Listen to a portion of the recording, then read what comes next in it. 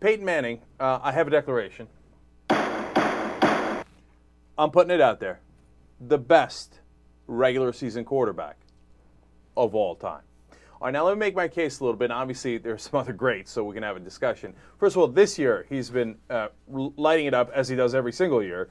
Let me give you the numbers. So far in 2010, he's got a 69.6% completion percentage. He's got 9 TDs and, 0 interceptions.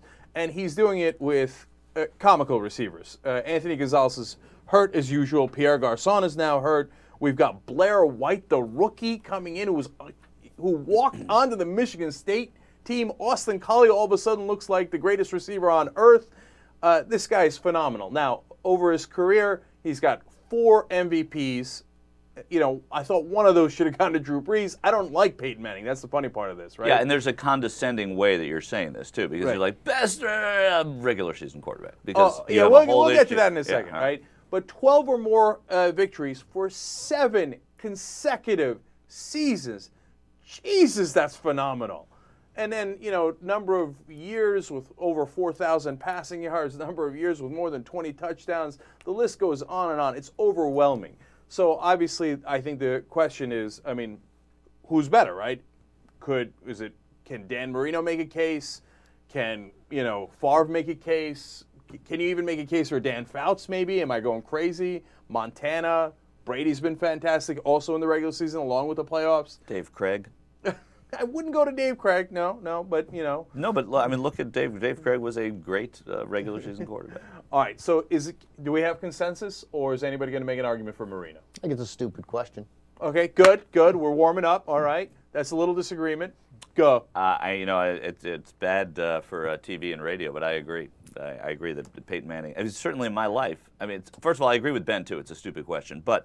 The guy's unbelievable, so you have to keep saying things about how unbelievable it is, so you have to have conversations like this. The guy, it's every year. It's the consistency and the fact that he's also the offensive coordinator. Right, and he'll easily bring the Colts to 12-4 as he does every year. Without him, they would easily be 4-12. That's only. Are you giving them another quarterback, or does the center just sort of snap the ball back and it rolls around on the ground? Because then I think they'd have trouble winning 4 games. It depends. Do they have Jim Sorgi? Do they have Derek Anderson? Who do they? First of all, Joseph Adai would lead the league in fumble recoveries. That's true. That would be great, and they would say that the whole turnover ratio would be high. It's great. Yeah. You know what? I'll give him Matt Cassell. Matt Cassell, functional quarterback. Obviously doing really great with Kansas City. They'd be 4-12. He probably is. Who cares? It's him or Marino. Mm-hmm. He's a great regular season quarterback. Highest passer rating in a single season. Most seasons with at least 4,000 yards. Most consecutive seasons with 4,000 yards. Most consecutive seasons 20 touchdown passes. Most touchdown passes on a Thursday game. That's probably the biggest number. That's what there. we should have opened It's over. with. It's over. Yeah. Actually, he's just tied for that. You know who he's tied for that with? Most on a Thursday? Yeah. Dave Craig? No, they didn't really play that much on Thursdays. I'm going to say he's tied. This is by my Kurt Warner. Bob Greasy. Apparently cranking out 6 on a Thanksgiving. That had to be yeah, Thanksgiving. How could that not be a Lion or a Cowboy? How could it not be a Cowboy? Well, they had to play somebody. Yeah. All right. So my final thought on this is, as Michael alluded to, you want to know his playoff record? 500. He's 9-9 in the playoffs. He's 103-62 in the regular season. Obviously, as no one takes into account at all. Granted, there's a significant discrepancy there. Obviously, you're playing better teams in the playoffs. Everyone's record is less impressive in the playoffs than the regular season in every sport, every single person, every single player. So you have to factor that in. Except for Joe Montana. Except for Joe, is that right? Yeah, I think Joe Montana had a better.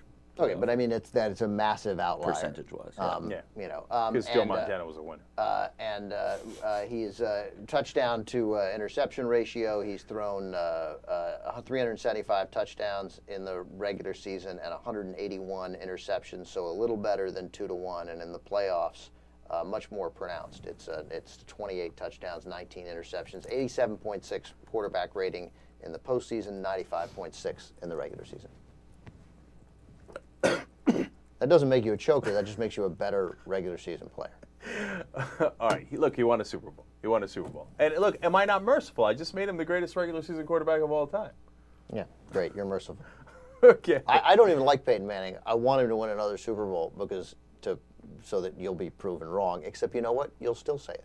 You'll find some reason why. You'll be like, yeah, they wouldn't have beaten the Steelers. Palomalo got hurt, so that's why they beat the Steelers. And then in the regular season, Okay. they played the Bears again. All right, look, JR is taking notes. This is for the record, okay?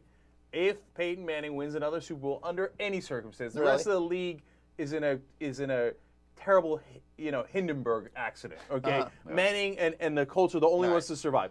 If Manning wins the Super Bowl under any circumstances, I will no longer call him a choker or a loser in the playoffs. There, okay? I don't Are we believe happy? I I don't believe it because that's what you said. I believe before he won the Super Bowl. That is what you. JR, do you have that in your records? Yeah. Yeah. I think it was on my couch. Michael was unquestionably right. Okay, No question. no way. Unquestionably. I believe it was on my couch that you said it. Too. It's no big deal. You're a liar and a hypocrite. What's our second point? Yeah. What else do we have to talk about today? All right.